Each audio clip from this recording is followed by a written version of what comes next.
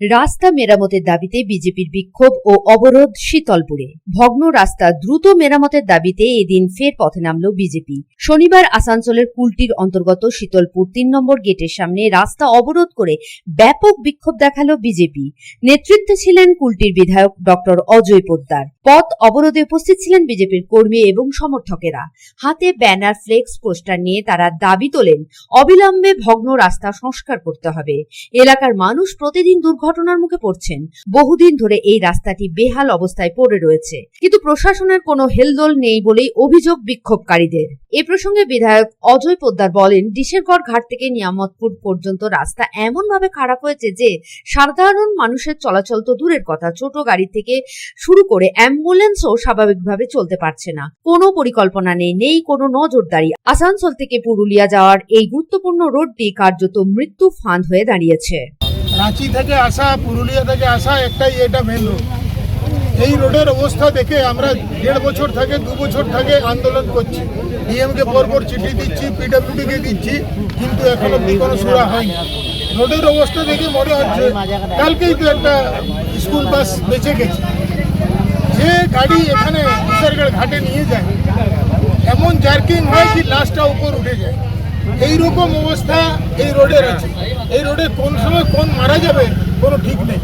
এই জন্য আমরা এই রোডে বসেছিলাম, যাতে খুব ইমিডিয়েট রোডের একটা মরম্মতের ব্যবস্থা হোক, ওর পুরো রোডটা ভালো করে বানানো হোক, সেটা বর্ষাকালের পরে হোক, কিন্তু এখন ইমিডিয়েট মরম্মত করার ব্যবস্থা করা হোক। সেটা হয়ে যাবে, এই যে পিরিয়ডটা হয়ে যাবে আর হবে, তার মাঝখানে যে 3 মাসের পিরিয়ড, তাতে রোড কি করে লোক চলাচল করবে, তার জন্য আমরা বলছি ইমিডিয়েট তাকে রিপেয়ারিং করতে এটা দেওয়া হবে।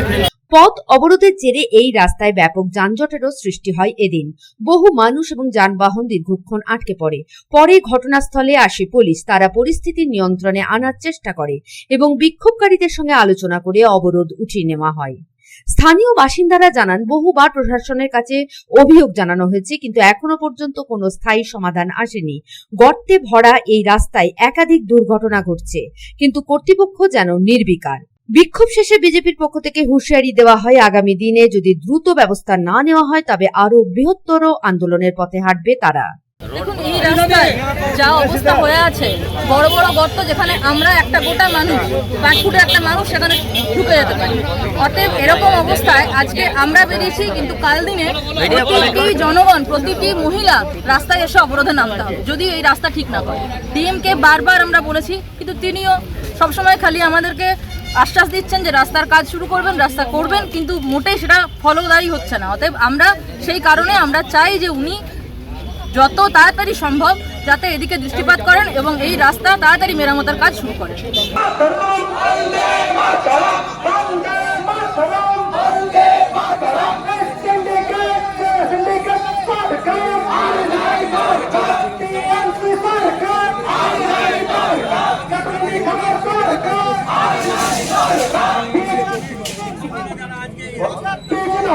সন্তোষ মণ্ডলের রিপোর্ট, পাবলিক টাইমস।